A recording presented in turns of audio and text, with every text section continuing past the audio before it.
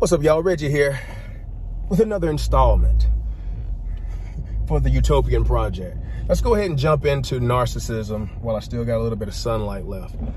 Narcissism 101, right? So, and shout out to Southside Dre and the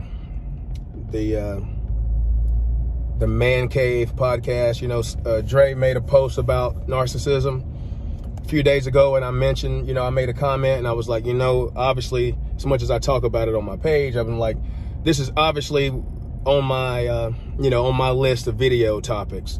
So I said maybe this would be the motivation for me to go ahead and, start the series. So narcissism, in a nutshell, narcissism is when the world revolves around you, right?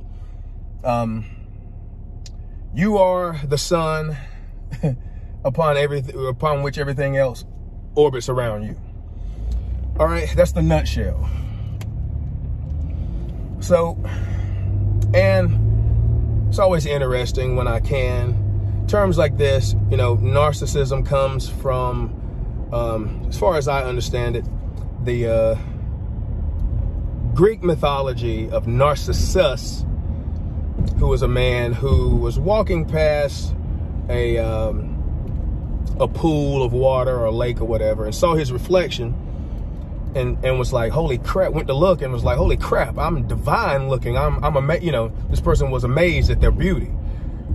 So they got infatuated with themselves, obsessed, and came back day after day, all the time, stopped eating, drinking. So, got too close and fell in and drowned. The moral of the story is, it's not a good thing to be overly consumed with oneself. So,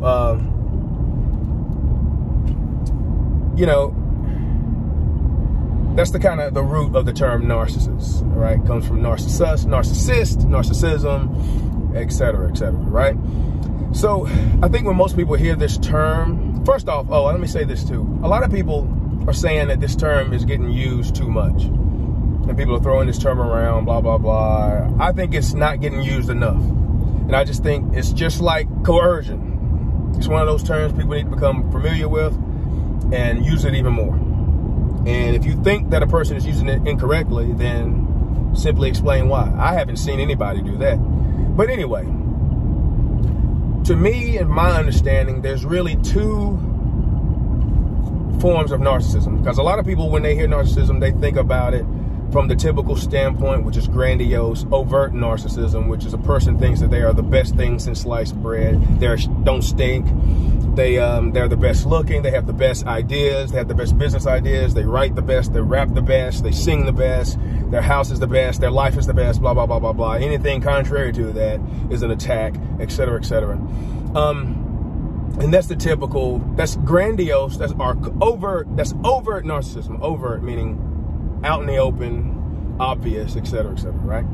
Most people don't really understand there's other forms of narcissism. To me, I just break it up into two from my understanding and readings. And it's just, we'll just play it the law of opposites. The opposite of that is covert narcissism. This is written about in clinical data.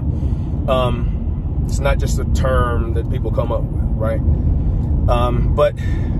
So covert narcissism, the world still revolves around the person, but it revolves around them because the world and everything around them and all the people around them is trying to hurt them and victimize them in some way, shape, form, or fashion. And a person who is experiencing covert narcissism or, has covert narcissistic traits, exhibiting them or whatever else, they don't have to necessarily be a narcissist. But, the traits are that you are always the victim. There's victim mentality. And these things are excessive because we all do these things. We all have egos. We all get hurt. We are all victimized in some way, shape, form, or fashion in some part of our life, etc., etc. So it's the fact of them being excessive traits to where they start to become false, ultimately false in a person's personality. So the covert narcissist is always a victim, cannot take criticism. Any form of criticism whatsoever that they don't agree with is going to be an attack. They're going to get their feelings hurt and they're going to attack back and et cetera, et cetera. So that's like the opposite of overt narcissism, right? So there's grandiose or overt narcissism, and then there's covert narcissism. So when you exhibit these traits,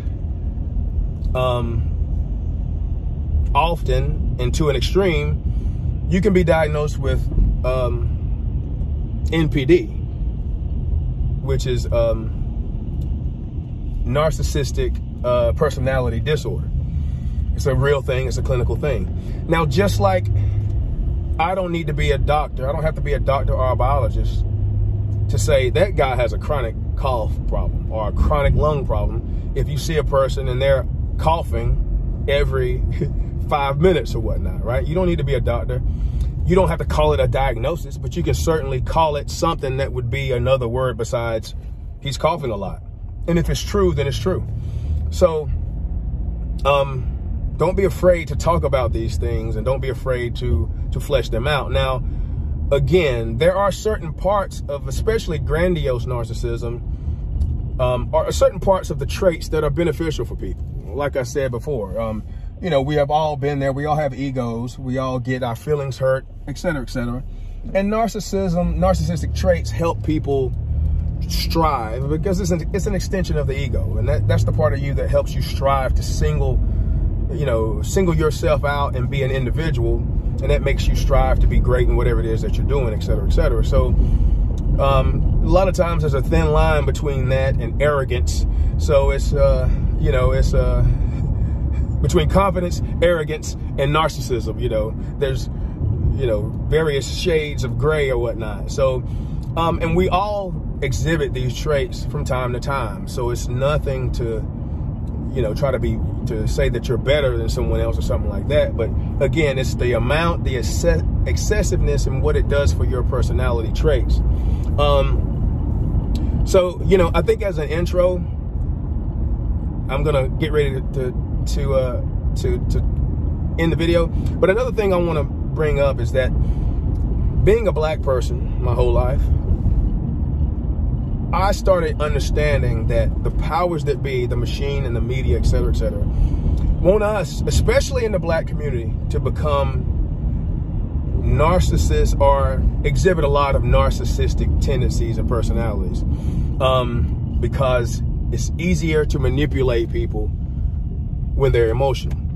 And you're going to, especially when it comes to covert narcissism. So, and I think this is just part of the course when it comes to some of these tactics of kind of fascism, fascist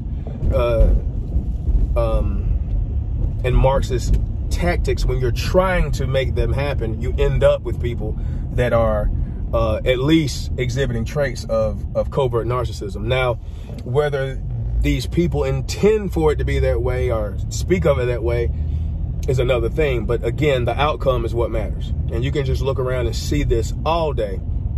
But anyway, that's another topic for another video. But I think as an introductory video, I think I'll end it there. And, we can get the ball rolling. I don't think the word is being overused, as I said before. And I think people need to learn more about it and use it more and identify these things, these negative traits. And I'm not the only one talking about this. There are psychologists, psychiatrists, or whatever, and I'll, point some of those out later. They are talking about how there seems to be a rise in this type of behavior. And there certainly is. And it is because of the media and the machine, et cetera, et cetera. You better believe it. So anyway, love, peace, light. I'll check y'all on the next video. See you later.